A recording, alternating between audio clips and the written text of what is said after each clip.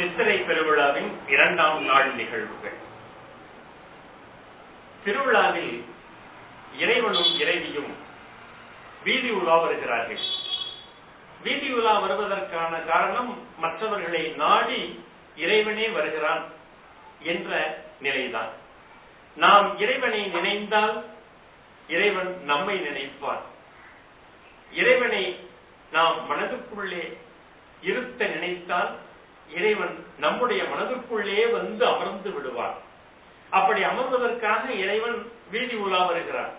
வருகின்ற பொழுது அவன் பல்வேறு விதமான வாகனங்கள் மீது ஏறி வருகிறான். இந்த வாகனங்கள் இறை வாகனங்கள் என்று சொல்லப்படுகின்றன.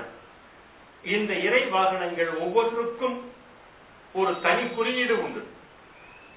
இந்த 2ஆம் நாள் நிகழ்வில் இறைவனும் இறைவியுமாக மதுரையிலே உள்ள 4 மாசி வீதிகளிலும் வலம் வருகிறார்கள்.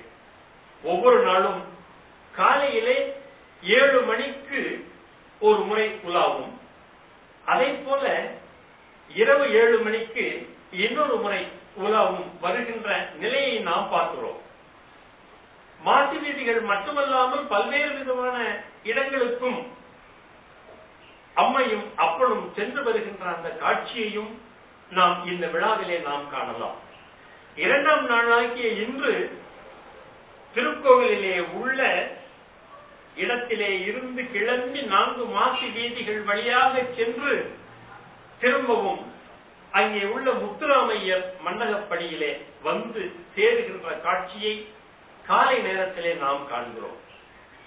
இந்த காலை நேரத்திலே இறைவன் வருகின்ற பொழுது வாகனங்களிலே ஏறி வருகிறார்கள் என்று சொல்றோம். இந்த வாகனம் இன்று 2ஆம் நாள் வரக்கூடிய இந்த வாகனம் 2 வாகனங்கள். ஒன்று பூத வாகனம், மற்றொன்று அன்ன வாகனம். பூதம் என்றால் என்ன? தேவகணங்களுக்கு வாகனமாக இருக்கக்கூடிய. பல நேரங்களிலே ஏதோ ஒரு காரணத்தினாலே ஒரு தேவன் பூத வடிவத்தை எடுப்பானாம். ஏதோ ஒரு காரணத்தினாலே ஒருவர் மற்றொரு வடிவத்தை எடுப்பது என்பது நம்முடைய ஆன்மீகத்திலும் சரி, நம்முடைய வரலாற்றிலும் சரி, நம்முடைய புராணங்களிலும் சரி, பல இடங்களிலே நாம் காண்கிறோம். இந்த பூத வாகனத்திலே இந்த இறைவனும் இறைவியும் வரக்கூடிய அந்த காட்சியையும், அதற்கு அடுத்து அன்ன வாகனத்திலே அங்கையர்கண்ணி அம்மை வரக்கூடிய காட்சியையும் 2ஆம் நாளிலே நாம் காண்கிறோம். இந்த அன்ன வாகனம் என்பது அன்னப்பறவை. அன்னப்பறவையினுடைய இயல்பு நமக்கு தெரியும் தானே. என்ன?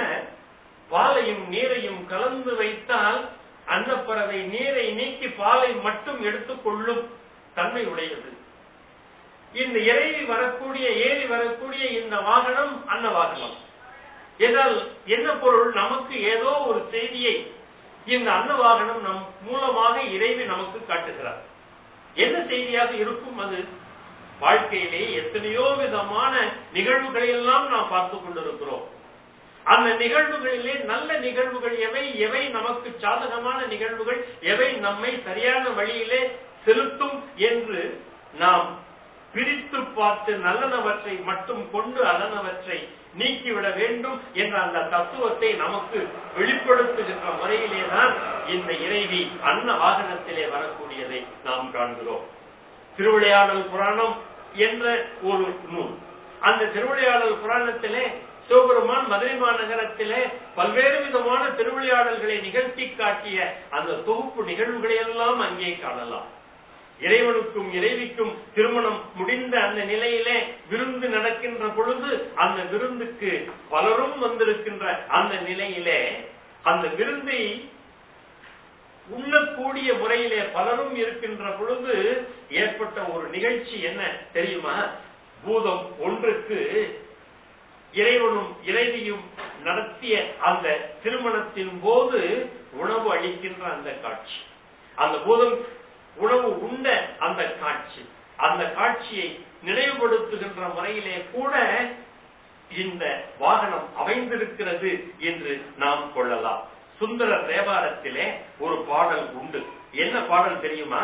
மறுவார் கொன்றை மதிசூடி மாணிக்கத்தின் மலை போல வருவார் விடைமேல் மாதோடு மகிழ்ந்து பூதப்படை பிரமன் இந்திரர்க்கும் தேவர் நால்வர் தானவர்க்கும் பெருமான் கடவுர் மயானத்து பெரிய பெருமான் அடிகளே.